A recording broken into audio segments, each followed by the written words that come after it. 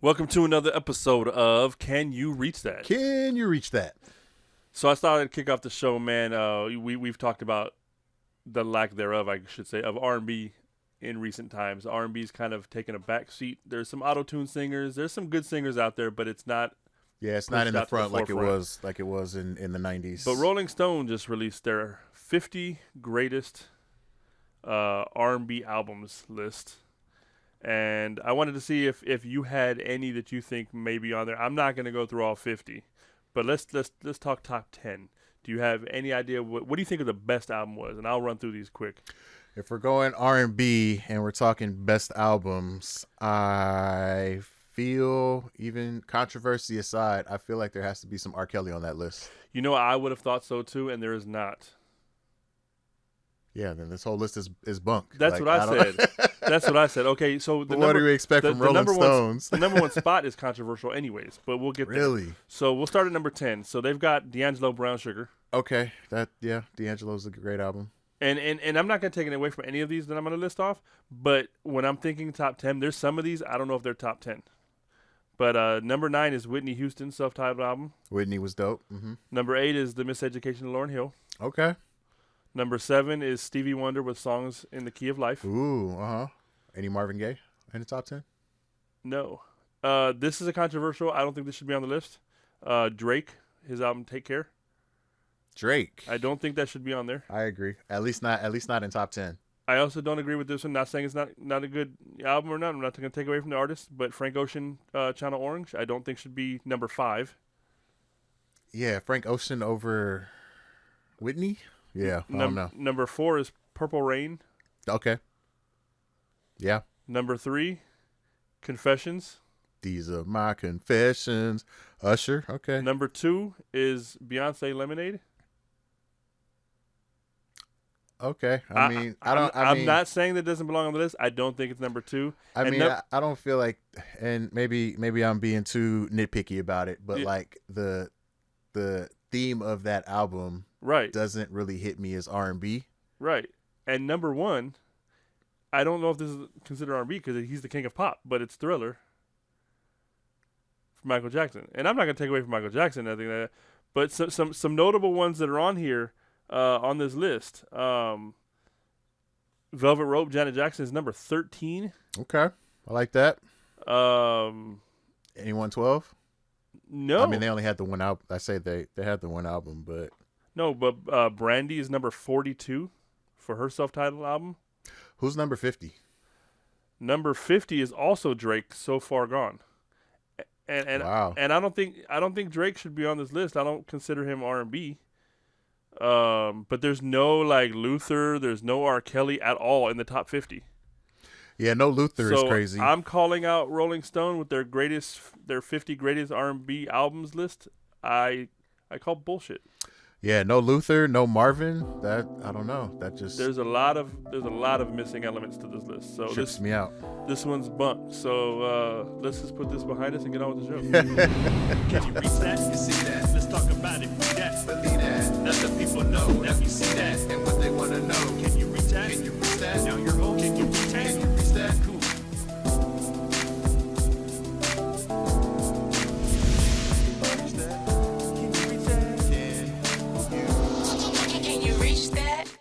But yeah, man, I'm like, no Boys to Men, no Luther, like no Teddy Pendergrass. Yeah, that'll no make Marvin Gaye. That'll make no sense. Patti LaBelle. Like, yeah, where's the Patti LaBelle? Yeah, I mean, yeah, I don't know who came up with this list. I feel like these lists are Mariah. Biased. Yeah, and that's the top 50. None of those artists I named are in top 50. You're saying of R&B? Get out of here. Yeah, who wrote that? Get out of here. Some 23-year-old. Hasn't even listened to any of this music yet. Dude, they got SZA at number 12. Just so you know how this list goes. I mean, it's dope. It's dope. I mean, oh, you know what? 12. I do apologize. R. Kelly is on the list. He's number 24 for 12 play. But him being on the list, that's fine. But he should be way higher than that. I'm sorry. Yeah. And 12 play? I guess. I don't think I would have picked that album as his top R&B album. I think it'd be with Down Low and the You remind me of my the self-titled album, R. Kelly. Yeah. Thank God it's Friday. I love that album when it came out. Yeah, I did. So, anyways, getting out of that before we blow a gasket on the whack list that they created. Maybe I'll create my own next week. Right. Tune in. Shoes. We haven't talked about shoes in a minute, so I wanted to talk about some of these shoes coming up. The Jordan 3 silhouettes are the latest to join the Bin 23 collection, complete with a wax stamped tongue. That sounds dope. They're set to release June 13th for a retail price of $355. Is that what shoes are going for now? Damn. Or is this going to be? Is this like a higher end? Just for these. For these. There's only 2,300 pairs releasing, so going to be limited. Ooh. The resale market's going to be kind of nuts on those. If you want something a little bit more attainable, over 1 million pairs of these are going to be released at the end of the year. The holiday Jordan 11 release is going to be the Space Jams, so those should drop at December 12th. So they're saying there's going to be over 1 million pairs available. So bringing the Space Jams back, huh? Everybody will get their hands on some Space Jams. Can't get enough of those. They should just put those on the shelves at this point. Yeah, why even do a drop? That is a favorite colorway I think of a lot of people. The Space Jam 11s are kind of classic. I feel like Nike's missing an opportunity because I feel like every silhouette that they have, Jordan, Kobe's, LeBron's, whatever major silhouette that they have. We got our unique colorways that they come out when they do the drops, but I feel like they should have an in-stock colorway of just black and white, like a panda. Like every shoe has a panda that can just be bought at any time on any store. But if you want the colorways, if you want the cool grays, like the premiums or whatever, those you got to get the drop for. But got you. They should have, or like an all white. You know, they got the all white ones. You should just. I mean, especially with Jordan and Nike, but shoes in general, like they've become the new baseball card. Yeah. You know, so it's everybody's doing this limited drop. You know, everything is FOMO. Like, oh, I got to get this now, or I'll never be able to get it. And then it's just I'm burnt out on it. And then there's those rare ones that drop, and then there's 3 other redrops that right. So it totally diminishes the value of the first drop. So that's why they kind of keep you on your toes. You never know what's going to be the rare. So next up, steering into some Kobe's, we got the Kobe Protro 6 Nightfall Vader PEs for Jalen Brunson's dropping later this year. Those look pretty dope. Also got the Kobe 6 Coles dropping for the holiday season. So if you're a fan of the Protro 6s, I am. Those are 2 upcoming pairs there. You gonna try to cop or coming out potentially? I'm a big. I think most of my collection is Kobe's and foams. Right. Got some JJs in there, of course. And speaking of foams, we got the Pro Gym Reds coming out May 29th coming up. So those are the. All right, got a nice little selection of some shoes coming out. The Pro Gym Reds. I haven't had the Gym Reds in a minute since the last drop, so I might go after those. Oh no, I'm thinking I might have to bow out of this one, cause I'm definitely gonna put my hand in my hand in the bag and try to get those Bin 23s. Yeah, that one might be the one that gets me. A couple reasons. One, the 3 is my favorite silhouette.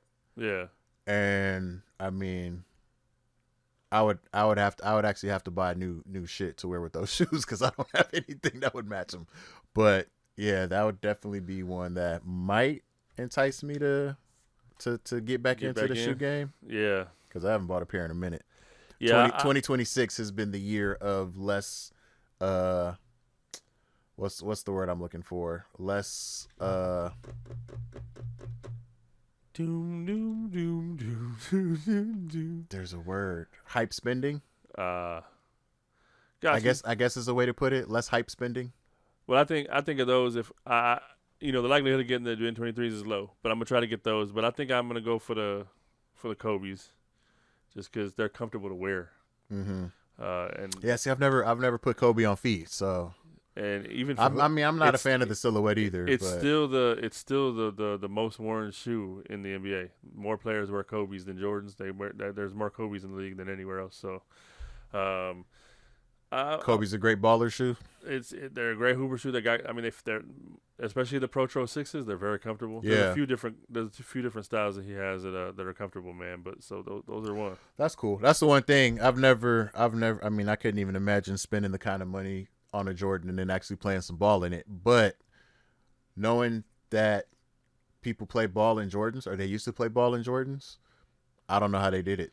Yeah, but the Jordan 11s, those are probably style wise, they're dope. Yeah, But like hooping in them, they were good on court too. not comfortable. No, Okay. no, I did not like hooping in 11s. Are there any Jordans that you hooped in that you felt were comfortable? 6s to 12s. 12s weren't bad. 12s would probably be a good one. Yeah. So, but yeah, Yeah, that's the weird thing. And I mean, 11s I were don't know. terrible. I feel like that was one of the things that Kobe, same thing with the game. Like, I feel like Kobe he took studied it. Jordan's game and kind of took it to another level. I feel like he did the same with the shoes. Well, he studied it. They said he was in with Nike, like telling him Yeah. what he wanted, and and especially after the Achilles injury and all that stuff, he came out with the ultra highs and all Yeah. that stuff. So yeah, That's pretty dope. yeah, That's cool. Yeah. I mean, if I was to go for one, it'll probably be the Ben 23s. If I was gonna go for one, but that'd be the only one. steering into some movie stuff, man. This one tugged at my heart a little bit, little childhood nostalgia. The Thundercats live action film is in active development. Really? Okay. So- Gonna see some Lionel on the screen. Thundercats, oh, yeah. That's what's up. So don't have much on it, but I did see that it's in development. So don't know who's casted, don't know nothing about it. But Who do you think would play a good Lionel? I have no idea. Batista? Right. I mean, hey, why not? Right? I can see that. it. I can see that. it. Or they'll just go with the default and put the Rock in there. Right. Can you smell? Can you smell? By some, the power of Grayskull. some more nostalgia to a certain degree. Mel Gibson is gonna bring back. He's been talking about it since 2021, but I guess he's hard on for it now, bringing back Lethal Weapon. So Lethal Weapon 5, but this time he'll be behind the camera. He wants to direct. Oh, okay. I'm like, they're really too old for this shit. But he's pushing hard now, and he's trying to make it happen. Another one, and this one might catch you off guard. Police Academy. No. How many have they done now? What's this So- one gonna be? Like number 8? Yeah, so he Mahoney, man, he's running it, but Wow. the premise is that let's see, it says the face of a new generation of recruits who are more distracted and awkward than ever due to social media and technology. Okay. It centers around strange cyber crimes and coordinated prank heists that only his chaotic team of rookies can solve. And so yeah, it's going to be a lot of slapstick, a lot of Okay, that might sound that I think that piqued my interest. If they're gonna try to modernize the there was a time where like every other year or so there'd be a new Police Academy movie. Right, I mean, right. there was so many of them. I mean, we were young, but I think the first one I remember was like around like Police Academy 4 or 5, something like that. right. And then but since then I've gone and watched them all. But Yeah, I got to go back. It's been a minute since I've seen them, so it'll be a nice refresher. I thought it's we've talked about this before. That some of the original ideas is hard to come by now. They're going back in the bag and they're pulling out remakes and sequels and stuff that no one ever really asked for. I think this is one that no one really asked for, but at the same time, Yeah, I mean, it's been a while. them updating the premise, because in my mind I'm like, what how much more slapstick can they get? Like what kind of shenanigans can they get into? But if you're gonna start throwing in awkward recruits because of social media and cybercrime and all of that stuff, Right. I'm like, okay, a police academy for the next generation. This might be one to watch. Why not? This might be one to watch. This might revive the police academy genre. You know what I mean? It could. This could bring back the whole franchise. And then you start to wonder what part of like, are they going to bring Michael Winslow back to do some of the sound effects? Right. And then He'll probably be a desk sergeant just on the right. But then I always think back to like Lassard, like George Gaines, I think his name was. I remember him being old when he was old. He was one of those people, always, like, yeah. So and I think he passed not too long. I think he passed like 2016 or 17, something like that. But I think he was like 99 years old. But him being that that main guy, that commissioner, Right. that was just clueless. He played it great. So Yeah. who are they going to get to do this? I don't know. That's a good one. So That'll be a good one. But yeah, that's just the couple of those ones that caught my eye that are they potentially remake little Lethal Weapon action, some Police Academy, and then when I saw Thundercats, I was like, that's crazy, and it makes sense though since they redid they're doing the He-Man. He-Man, movie. yeah. So if you're doing He-Man, you might as well do Thundercats. I mean, it is nice to see them trying to introduce a new generation to these classic franchises. Yeah. Hopefully it works out in their favor. Because I mean, you've seen it come. I feel like we saw it with Star Wars. Star Wars had its big rise to fame in the '80s. Right. There was always support for it, but then it kind of waned off, and then they made the new ones with the next generation, brought in a whole new fan base for Star Wars. Right. And now we got black stormtroopers that defect, and it's just now we got the woman Jedi. Like we've come a long way from the original Star Wars, right? We got the DEI Star Wars. I see, like with Thundercats, I just hope they don't go for like a restylization, like where they just recreate like the look, and you know what I mean. Like I get it, you're gonna take some liberties to make it your own, especially as live action, but you want some of that familiarity to be intact. That would be cool. Because I think sometimes when they take, especially from cartoons and they live action them, I think they take some liberties, and a great example is the very first Street Fighter movie with Jean-Claude Van Damme. Yes. Like the characters in that were, they took some liberties and changed the looks, and it was like, wait a minute, no, this is trash. Like, what are you doing? Yeah. So they took a little too many liberties. Which is why I'm kind of excited because of the latest trailer for the new Street Fighter. They were showing. Yeah, it's a lot. They were showing some of the cut scenes from the opening of the actual video game versus what they did in the film, and some of it's very similar. Very one-to-one. Yeah. So that's gonna be dope. I'm looking forward to this one. So we'll see. That'll be dope. I can't wait. That'll be a good one to check out. I wonder if that's gonna be a next year release. If they're just starting to talk about it now. Yeah, I'm seeing the promos and stuff because I think they've wrapped shooting. So. Okay. We'll see. That'll be dope. Looking forward to that one. So speaking of reviving old franchises, interesting segue here. I stumbled across a bunch of popular slang terms throughout the generations. Okay. Going all the way back to the silent era. The silent era. Yeah, which I don't think anybody from that time. Would slang in the silent era just be this? You're half right. I mean, I think it would be, there's probably very few people still left living from the silent generation. And now these numbers aren't penciled in stone or anything like that. They're not written in stone because depending on who you talk to, depending on your resources, the time frame on the generations kind of shift. Mm-hmm. But I feel like they're around the same window. Okay. The things that I look at, I feel like each generation is basically a 15-year span. But the start and the end times kind of vary, because like for some people, 1979, if you were born 1979, they'll say you're Gen X. Some people will say 1979 is the first year of millennials. So, and then you've got those that talk about the cusp babies who were, technically you're a zennial if you're between the two generations type of things. But that aside, they say the silent generation goes from 1928 to 1945. Okay. So if anybody is still alive right now, it's probably like, I don't know, the president of the United States. But can you think of any slang terms that they may have used outside of silence for the silent generation? For some reason, my mind just goes to, see, see. I mean, we're right in that area. One of them is knucklehead. So okay, I feel like that kind of knucklehead. See, yeah. But yeah, so for the silent generation, they had such phrases as cat's pajamas. Cat's pajamas. Yeah. Like it's excellent, it's stylish. Like, oh, it's the cat's pajamas. It's the cat's pajamas. Right? Yeah, that's too many words. It's cool. Going back to your old Bugsy Siegel, like, yeah, see? Yeah. Scram. Yeah. All right. Another one is Moxie. It's got a lot of Moxie. Got a lot of Moxie, huh? Yeah. We like to call cars hoopties. Back then, it was a jalopy. Ah, see? Jalopy, You got the jalopy going on. Driving a jalopy, see? Yeah. Another word, swell. That's swell. That's on some, like, Leave It to Beaver. Right?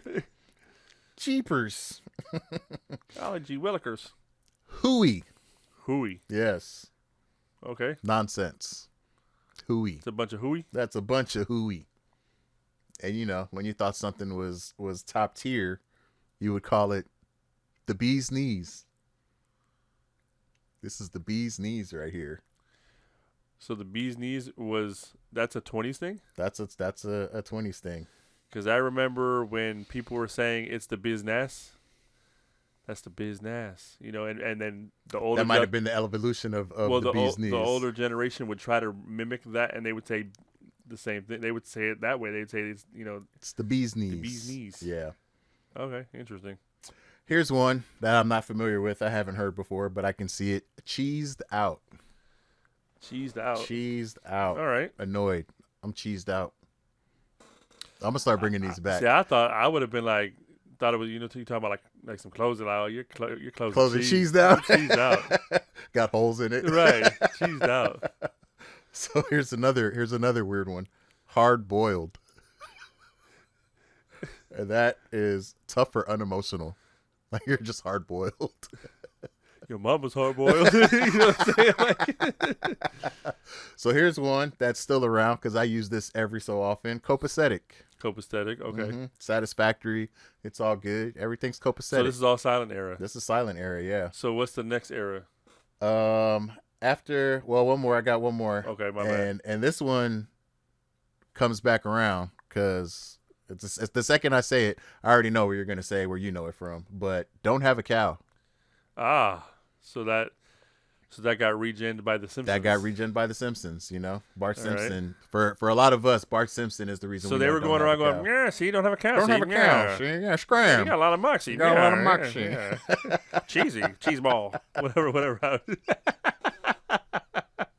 You're hard boiled, right? Yeah. So all right. those are our silent era slang terms. Wow. Next up, we had baby boomers. Okay, boomers. The feel like boomers. that's when you start getting into maybe like the cool things like that. Yeah. You're in the ballpark. You're in the ballpark. So the boomer generations, they're saying goes from 46 to 64. Okay. And first word we got on the list, groovy. Groovy. I think of Earthworm Jim video game. Groovy, yeah. And a lot of when I think of these words, ironically, I think more of the 70s, which I guess makes sense because they would have been young kids, early teenagers around that time. So a lot of it, you know, groovy, far out, the boob tube. That's what we used to call television back in the day. The boob tube. TV's going to rot your brain. Gas, which is dope because that kind of, I mean, I don't feel like it's used a lot now, but there was a minute where everything was gas, you know, during our lifetime. Square, we all know the L7s. That was a baby boomer thing. Bummer, big bummer. Bummer, dude. Bummers. Yeah. All right. Dig it. Can you dig it? Can you dig it? Yeah. Dig them. Right on. Right on. Those are our baby boomers. We have them to thank for that. All right. So we've had a lot of names for police over our lifetime. 12, One time. Yeah. 12. 5-0. 5-0. Fuzz. Or Heat. Makes me think of the movie Hot Fuzz. Right. Great movie. Brought to us by the baby boomers. All right. One that is still relevant to this day, I think more amongst older generations. I don't feel like the younger kids are calling it this, but bread. Money. Dough. And if anybody, especially if you're a West Coast hip hop fan, I think everybody knows that E40 is the king of different terminology for money. Yeah. Scratch, Skrilla, Cheddar, Gouda, Yaper, like Gouda. Yeah. Yeah, so, you know, bread, that was brought to us by the baby boomers. And then threads. That's our clothes now. You know, we've gone some from cool threads. We've gone from bee's knees to some dope threads, and split. Like you about to leave? I'm about to split. Let's make like a banana and split. Let's make like a banana and leave. I think growing up, I think ours was either I'm out or I'm about to bounce. Well, guess what? Gen X is next. So let's see what kind of slang we got from Gen X. Give me some of your favorite slang terms. Bounce. Bounce is not on the list, but we definitely use bounce a lot. Audi 5000. I know that was one that we Audi used. 5000. Yeah. I'm Audi 5000. But, and I know, I feel like they brought a smile to my face when I saw these. So I Rad? imagine they're going to do them. Rad is not, Rad is on here, actually, yeah. All right. Skater die. Skater Die. dudes, skater era. But top of the list is Fresh. Fresh. That's fresh. Fresh. So fresh and so clean. And then we got Right On, Right on.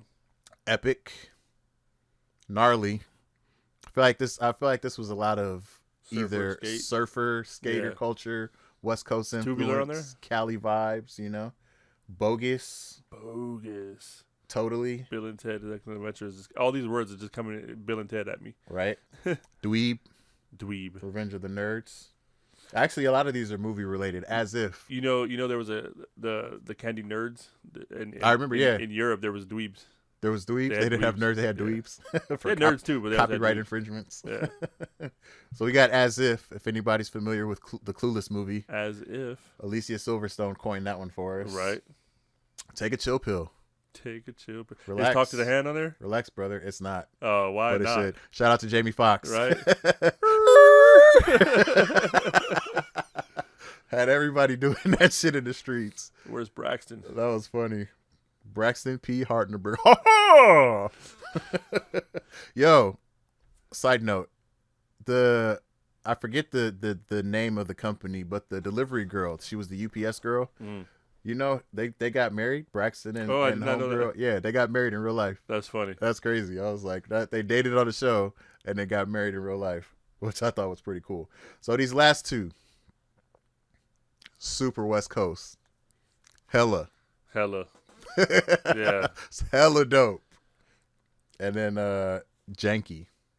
Oh, that's janky. I remember that. Remember what was that movie Ice Cube did? Janky Promoters. You remember that one? I don't remember that one. It was a little small movie that he did. I want to say Alex Thomas, Ice Cube. The After Players Ball? Yeah, it had to be After Players Ball. Yeah, Janky that's one of those ones you should bring back, man. I think Janky should come back. Janky? There's Let's a lot of janky people out here anyways. Let's bring back some janky shit. Ducats. Like I want to bring back The ducats. ducats. That's another word for money. some Skrilla, some Yeah. scratch. Give me some ducats. Some Gouda. All right, so next up are the millennials. These guys, as they were born 81 to 96. So us being 79, like we got the benefit I feel like Tight has to be in there. Let me see. That's Tight. No Tight. Oh, then that list is bullshit. But I feel like Tight might have been one of our words. You know, I don't feel like that was their word. Like a lot of theirs, I feel like it's a little more social media-ish. Because it starts off with LOL. LOL is not on here. OMG is on here, though. OMG is on here. Lit. Okay. Bay. I hated that. Was one of the ones that used to piss me off. They gave us Bay. What up, Bay? FOMO. When I just said something about FOMO. Adulting. Because this was the first generation that wasn't ready to be adult At all. At all. On Fleek. Yeah. That was one that was. Thanks, millennials. Yeah. we didn't need that one. I'm looking at this list now. I'm surprised we haven't seen Swag. Swag I feel like should be somewhere in there. I think it might be the following generation though. We'll see about that. Basic. They were the ones that started calling people basic. They have it described as being mainstream or unoriginal. Basic. Thirsty. Because it was late night and I was thirsty. What a thirst trap at. Right? Desperate for attention. That's how they define thirsty. So stop being thirsty. Clutch. Came in clutch. Mood. It's a whole mood. Then, of course, you got the squad. The squad, I feel like we were saying that too. Yeah, I don't feel like we were saying it. I feel like we were more click. You know another one that I remember people saying that has come back strong now is Cap. Cap? Like I remember people saying back in the day, really? Like stop capping or whatever, and like all of a sudden yeah, I remember hearing that. I didn't start hearing that until The Kid. So 2018, 2019. time frame I started hearing cap. I don't remember it before that, but that's an interesting one. And then we all are familiar with the stand. Yeah. The millennials gave us the stands, and then last but not least, they gave us YOLO. Yay. Thanks, Drake. But I mean, I feel like people were living their best life when they was YOLOing. YOLOing. Because it's like, you know what? I'm throwing all caution to the wind. Fuck it, YOLO. Yeah. I'm going to buy these threes because YOLO. You know? I'm going to take that trip because YOLO. And then next on the list is Gen Z. Gen Z. And these guys, it says born 97 to 2012. For me, I feel like the Gen Z time frame is 95 to 2010. Yeah. But again, you know, like that's by my Subjectable. definition. Every Yeah. 15 years, I feel like it does that shift. So Gen Z brought us such great words as Riz, which, if anybody doesn't know, is short for charisma. Now, we saw that millennials gave us cap. Apparently, Gen Z just modified it, and they gave us no cap. So Sweet. I thought it would have been a millennial thing, but apparently they gave that one to Gen Z. Sus is another one Gen Z gave us. Slay. Ironically, everything that I'm saying right now feels like it's black woman slang, but go off. No. But some of it also feels very loosely based on, you know, the previous, you know, like The older, yeah. It feels very familiar. It's not very new. It's not new, per se. yeah. It's like they've slanged our slang. Yeah. Yeah. Shortened it or something, you know. It, yeah. But this definitely, when I see clips of these young white kids using these words, I'm like, this all sounds like black woman talk to me.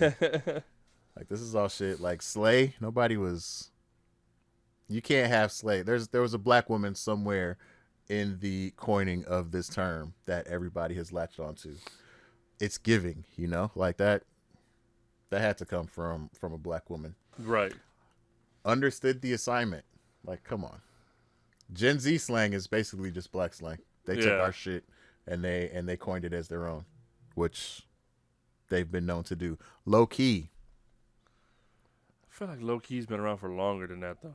I feel like it has too, but maybe they took it and ran with it again, you know? Right. Caught in 4K. That's a new one. Yes. But everybody knows what that means. Yeah. Yeah. And then, these are all black words. I'll give them that, though, because caught in 4K, that's actually Caught in 4K usable. is one, yeah. T. Everybody knows what the T is. So, speaking of T, going back to ours, you remember people saying, "Oh, that's Teed." Like Teed, yeah. Yeah. I remember Teed, yeah. So, I think that's another one we should bring back. Teed. Teed? That's Teed. Let's do it. That's crazy. This one, it says it's Gen Z, but I know we said this growing up. I still say it to this day. Bet. Yeah, bet is old. Yeah. So Bet is old. That is not new. That's Gen Z is trying to appropriate our term. Gen Z. You are not having that term. that might not even be ours. That might have It came might be before before us. Yeah. So I'm not even gonna claim it, but like I know we've been saying that forever. Bet might be one of those ones that made it down through the generations, you know? Yeah, bet is just that's like cool. That's It's like just- cool, it's just yeah. been there. It's just been Exactly. there. All right, so crashing out. Crash out, I think that's definitely a Gen Z thing. Yeah, And then go touch grass. that's Because whack. these kids don't go outside. So And by the way, that's whack needs to be on our list as well. so go touch some grass. That's crazy. So we got one more, last one. Because the generation after this isn't old enough to make their own slang yet. But Gen Alpha is now on the list. And I believe the word that I hear used a lot with Gen Alpha is brain rot. Mm-hmm.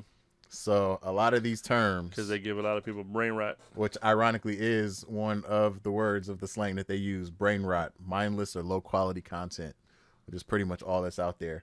So I'm just going to blow through these because they're all ridiculous, but I feel like we're all familiar enough with them. Top of the list is skibbity. And we know about the skibbity skibs. Right. Next up would be, actually, give me one. Give me something that's a Gen Alpha slang. And I know it's going to be on the list if you say it, but I'm just curious if you can think of one off the top of your head. I just don't care. Okay. All right. Because I was going to see if you would catch this one, but they got the 6'7". 6'7". Yeah, I was gonna say the 6'7". I mean, we've gone through some of these before. We did, But yeah. So Then I got the Choppelganger, which is a lookalike, but it's an unflattering lookalike. Bussin'. but I feel like Bustin' been around. Again, yeah, we've had that one before. They might have like repurposed it and made They it just spelled it different. They took the T and put 2 S's. right because they we were spelled busted. They spelled it phonetically. We were busted, baby. They were busting. Yapping. You a yapper. I feel like that's the silent gen, whatever. See, yapper. quit your yapping. Quit see, your yapping. Yeah. But a lot of people say that. They actually say Gen Alpha and the Boomers are kind of like one and the same. Okay. Like they share a lot of the same similarities. The way they dress, the way they talk. There you go. It's pretty interesting. We got Gyat. Right. Ohio, which is, the interesting thing that I'm thinking as I'm reading these words is none of these words make sense to me. I'm wondering if that's how other generations felt about our slang. No, but the thing is like you could figure out a lot of these by context. I think these latest ones, they're just trying too hard to figure something on their own. And Right. It's just Trying too hard terrible. to be different that it's so terrible. outside of the box. NPC, and I've used this one before. Yeah, I 'cause mean that's the video game era. You know Right. what I'm saying? So I mean, I feel like when I'm driving, everybody else is an NPC, and I'm trying to yep. get around them. Sigma. I feel like that about my co-host. What was up? Oh, snap. Sigma is one. Sigma, yeah. Cooked, which I feel is the same I as feel like that's old too. same as chopped. I feel like people were saying cooked for a minute though. Yeah. And then last but not least, Delulu. Stupid. You're Delulu. Yeah, so these are the slang terms of the different generations. Interesting. Some of them still linger around today. Bet. Some of them will probably never be used again. Skibbity. That'll be interesting to see if that one comes back like 15 years from now. Some No. people start saying skibbity as a throwback to our old slang. I feel like AI will erase it from our brains. We're going to have AI slang next. That's what's going to be the next generation of boop. slang terms. Yeah, so I just thought that was crazy that, each generation has its own set of slang that kind of resembles through some eras. Some of them that make it all the way through the different eras. Yeah, I mean, And there's the everlast. I mean, I call them the evergreen slang, like cool and things like that. Like, I mean, I don't think those are going anywhere anytime soon. Right. So, yeah, I mean, it's crazy. Silent era was great though. I think we should bring all that stuff back, including them. Yeah. Yeah, Shay. Yeah. Scram. Well, I'll steer it a whole nother direction. We'll get out of slang, although slang is heavily involved in some of this. But let's talk about music. Tupac's iconic double album, All Eyes on Me. Great album. It's officially been inducted into the Grammy Hall of Fame. Congrats. It's about time. So I thought that was pretty dope. That's an iconic album in itself. I Yeah. mean, the fact that this dude created it within like 2 weeks from being released from jail is crazy. So Yeah, he had a lot to say at that point. the other thing I wanted to mention was we talked about MC Light being an inductee for the 2026 Rock and Roll Hall of Fame. So Yes, I wanted sir. to bring up some more inductees. So Sade's getting her. Nice. After all these years, huh? We get Luther Vandross. Okay. We got Phil Collins. Ooh. We mentioned MC Light. Mm-hmm. We got Queen Latifah, Give it to him, Queen. Celia Cruz, Okay. Phila. I don't know the last two. I'm not sure about that one. And probably one that you're familiar with, and it's a group, the Wu-Tang Clan. Wu-Tang Clan. All 2026 inductees in the Rock and Roll Hall of Fame. That's dope. So That's dope. we talked about R&B at the top of the show, and that whack Rolling Stones list. Yeah. But do you remember LSG? Levert, Sweat, and Gill. They were body all over your body. They were the one Yeah. that gave us My Body, huh? So when I hear My Body, I think of Keith Sweat. So it's a I trip mean, that was. I mean, I know he's yeah. in there, but yeah, I forgot that was LSG. that was an LSG song. So Johnny Gill was on a podcast talking about how that started, and eventually Johnny Gill, originally he wasn't even part of the group. It was Keith Sweat, Joe Levert, and R. Kelly. Oh, that would have been interesting. So I don't know if that means it would be called LSK, right? but it was R. Kelly initially, and then for whatever reason, They brought Johnny Gill in. R. Kelly wasn't able to do it, and Gerald Levert was like, let's bring in Johnny, and then the rest is history. It went down the way they did. I think they had 2 albums as a group. Yeah. But yeah, I thought that was interesting. I thought about that, like how would that have sounded? Keith With Sweat, R. Kelly, Joe yeah. Levert, and R. Kelly. How would that have come off? So He would have definitely. I feel like his style would have definitely stood out against the other two. yeah, It seemed like LSG, like everybody sounded good in their own right, but they all sounded like they were from the same. and well, I was gonna say, and I'm wondering if they blended well because they were all similar era Right. versus R. Kelly, who was a little younger at the time. Still top of his game, Right. but would it have meshed because his style was a little different because it was a little more Yeah. modern for the time. Newer. Yeah. Yeah, New Jack so- Swingish, if you will. But nonetheless, yeah, I thought that was pretty interesting. So Man, little. I mean, I wonder why that didn't pan out. I mean, if you really think about R. Kelly's, prime at that time, and the stuff that he was dropping, and him being a part of that group, yeah, that would have been crazy. I don't know. I just don't know if it would have gone. I mean, he's a great singer. I'm sure he would have figured out a way to blend, but it just seems like the styles matched better with what they ended up with Yeah. Johnny Gill and whatnot. So Yeah, they came out good together. It would. I think it would have changed the whole dynamic of the group, and potentially, I think they would be even bigger today if R. Kelly was a part of the group. because at the same time too, it could have brought in a little bit of a hip hop element to it as well. Right. So even Right. though LSG did have a hip hop element, because I know they had the song with Busta Rhymes and LL and whatnot, but Yeah, Kelly would have brought a whole different vibe yeah, to it. different vibe for sure. So Yeah, it would have been dope. That would have been interesting to see. another artist from back in the day coming out with a new album, AZ. Oh shit, bro! I was a huge AZ fan. And I say coming out, but it's out now. Do or Die 3 album is out now, and it's got Nas and Jadakiss on there and a bunch of other features. So I'm looking forward to checking that one out. That's dope. Shout out to AZ. I'm glad this haven't man ready- decided to put music out. I used to think AZ was I was more AZ fan than Nas. Like that's how much. Is that and right? Nas is great, Yeah. but I think the thing for me with Nas is I couldn't get over the beats. Lyrically, like Nas was dope, but Yeah. his beats, you really got to be into Nas to like his music. But AZ, lyrically was dope. Yeah. AZ had dope beats. He did that. The biggest song that I remember from him was Sugar Hill, Sugar Hill. Yeah, for sure. and the hook on that, the melody, doom doom doom doom doom doom doom. Like that was just a great overall track. The way he flowed over it, his cadence, his rhythm, everything. Man, that's dope. AZ dropping a new album. I think And you said it's already out. for which one? For the Do or Die 3? The Do or Die 3? Do or Die 3 Yeah. is out. Yeah. All right, I'm gonna have to check that. Do or Die 3. We're about to do some reminiscing this weekend. Gonna go listen to my Firm album. Oh, The Firm. The Firm. I love The Firm. I made a sidetrack. Got your phone I had a it's funny that you mentioned that song. I had a film class with Mr. Knight, and we had to make a short film.